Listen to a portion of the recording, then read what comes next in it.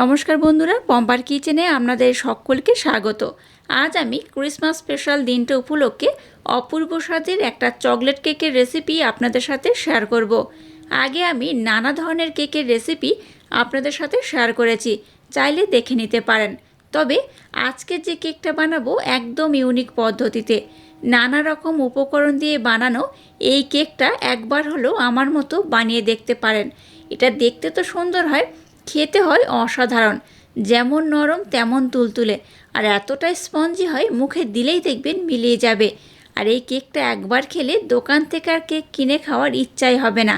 তাহলে চলুন দেরি না করে আজকের এই অপূর্ব স্বাদের চকলেট কেকের রেসিপিটা দেখে নেওয়া যাক। আজকের এই রেসিপিটা বানানোর জন্য এখানে দেখুন নিয়ে নিয়েছি ছোট্ট বাটি মাপ করে 1 বাটি সাদা তেল। ওই বাটির মাপ করে একটু হালকা গরম দুধ এখানে আমি ব্যবহার করছি। আর একই বাটি মাপ করে হাফ বাটি দিয়ে দেবো টক দই, দিয়ে দেবো একটা ডিম, সামান্য একটু লবণ অ্যাড করলাম। এবার সমস্ত উপকরণ খুব সুন্দর করে ব্লেন্ড করে নেব। এটা ব্লেন্ড করতে করতে দেখবেন কালারটা কিন্তু একদম চেঞ্জ হয়ে যাবে। এটাকে খুব সুন্দর করে ব্লেন্ড করতে হবে। তো এই দেখুন ডিমটাকে আমি একটু নাড়াচাড়া করে হালকা করে ব্লেন্ড করে নিয়েছি। এবার এখানে একটা উপকরণ অ্যাড করব। এবার দেখুন এখানে একটা কাপ নিয়ে নিয়েছি, এই কাপের মাপ করে হাফ কাপ আমি ব্লেন্ড করা মিচিরি ব্যবহার করছি। আপনারা চাইলে মিচিরির পরিবর্তে এখানে চিনিও অ্যাড করতে পারেন। এবার এই কটা উপকরণ আমি খুব সুন্দর করে ব্লেন্ড করে নেব। এটা ব্লেন্ড করতে করতে দেখবেন কালারটা কিন্তু অনেকটাই চেঞ্জ হয়ে যাবে আর অনেকটা কিন্তু ঘন হয়ে যাবে। 5 থেকে 10 মিনিট সময় দিয়ে খুব সুন্দর করে কিন্তু এটাকে ব্লেন্ড করতে হবে। এটা যত ভালোভাবে ব্লেন্ড করবেন আজকের রেসিপিটা ততটাই পারফেক্ট হবে। দেখুন ঘনত্বটা আগের থেকে কিন্তু অনেকটাই চেঞ্জ হয়ে গেছে আর কালারটাও দেখুন চেঞ্জ হয়ে গেছে। তো এইরকম করে সুন্দর করে এটাকে ব্লেন্ড করে নিতে হবে। এবার একটা ছাঁকনি নিয়ে নিলাম, এর মধ্যে দিয়ে দেবো হাফ কাপ সুজি, 1 কাপ দিয়ে দেবো ময়দা, মিল্ক পাউডার মানে গুঁড়ো দুধ দিয়ে দেবো 2 থেকে 3 চামচের মতো।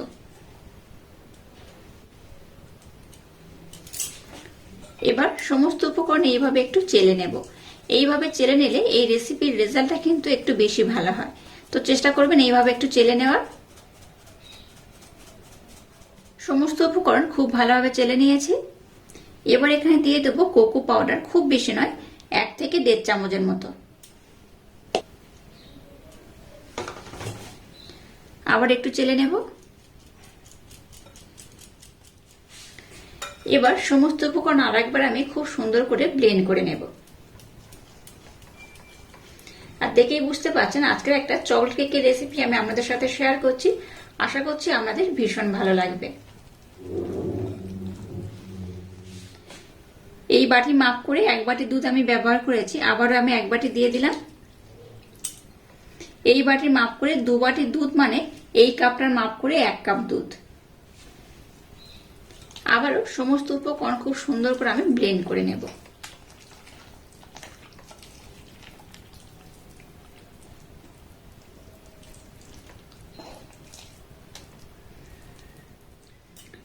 এখানে যেহেতু আমি সুজি ব্যবহার করেছি তাই সুজিটা কিন্তু দুধটাকে অ্যাবজর্ব করে অনেকটা ফুলে যাবে। তাই এই পর্যায়ে এটাকে আমি 10 মিনিটের জন্য রেস্টে রেখে দেব। তারপর আমি নেক্সট স্টেপ আপনাদের সাথে শেয়ার করব। মিশ্রণটাকে আমি 10 থেকে 15 মিনিটের জন্য রেস্টে রেখে দিয়েছিলাম। আর ঘনত্বটা কেমন হয়েছে দেখুন, আগের থেকে বেশ অনেকটাই ঘন হয়ে গেছে। তো এখানে কিন্তু আরো একটু দুধ আমি ব্যবহার করব, তবে একটু পরে। তার আগে এখানে আমি আরো 2-1 উপকরণ অ্যাড করব। দিয়ে দেবো অল্প একটু এলাচ পাউডার, দিলে কি হবে স্মেলটা খুব সুন্দর লাগবে। এবার আমি এই পাত্রটাকে একটু সরিয়ে রাখলাম। এবার অন্য একটা পাত্র আমি নিয়ে নিয়েছি, এর মধ্যে কিছুটা কিশমিশ আমি দিয়ে দেবো। কিশমিশটাকে দেখুন টুকরো টুকরো করে কেটে নিয়েছি। কিছুটা দিয়ে দেবো টুটি ফুটি, দিয়ে দেবো অল্প একটু ময়দা। এবার এই কটা উপকরণ একটু এইভাবে নাড়াচাড়া করে আমি ময়দার সাথে মিক্সড করে নেব। এবার এই ড্রাই ফ্রুটগুলোকে আমি এর মধ্যে দিয়ে দেব। এবার দেখুন বেকিং পাউডার বা বেকিং সোডা এখানে ব্যবহার করব না, এখানে ব্যবহার করব ইনো। এই ইনোর প্যাকেটের মধ্যে যতটা রয়েছে আমি অর্ধেকটাই দেবো, অর্ধেকটা দেবো না। এই অর্ধেকটা দিয়ে দিলাম। আবারও এক বাটি আমি দুধ নিয়ে নিয়েছি, এর মধ্যে একটু দিয়ে দেব।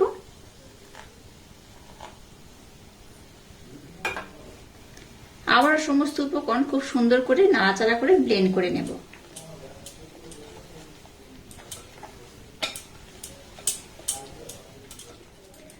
সমস্ত উপকরণ দেখুন খুব সুন্দর করে ব্লেন্ড করে নিয়েছি।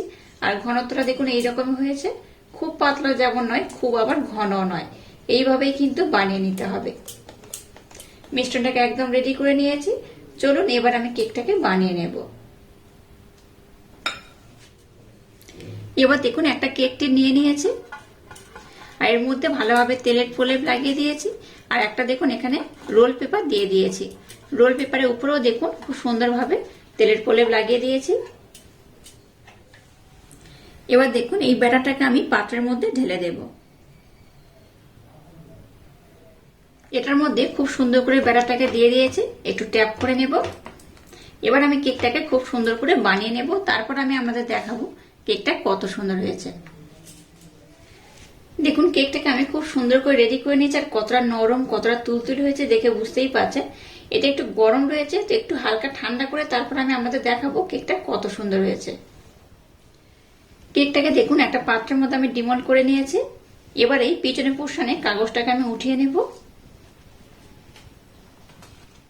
এটা দেখুন কতটা গরম রয়েছে, আর এটা কিন্তু একদম তুলতুলে নরম স্পঞ্জ হয়েছে।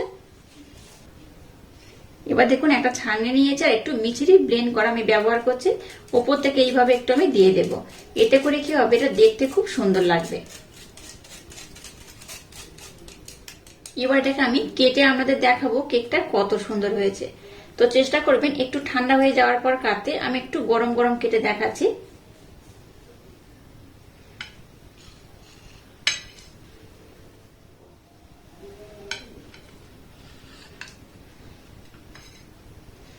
আবারও এটাকে আমি 3 টুকরো করে কেটে নেব।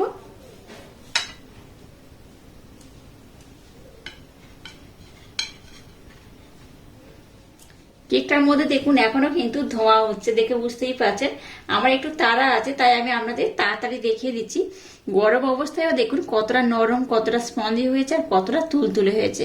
এইভাবে একবার কেকটা না বানালে ভীষণ মিস করবেন। একবার হলো ট্রাই করবেন, বাচ্চা থেকে বড় সবাই ভীষণ পছন্দ করবে আর খুব মজা করে খাবে।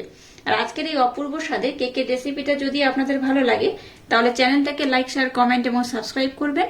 আর পাশে থাকা বেল আইকনটা প্রেস করে দেবেন। তাহলে টাটা, আবার দেখা হচ্ছে নতুন কোনো রেসিপি নিয়ে।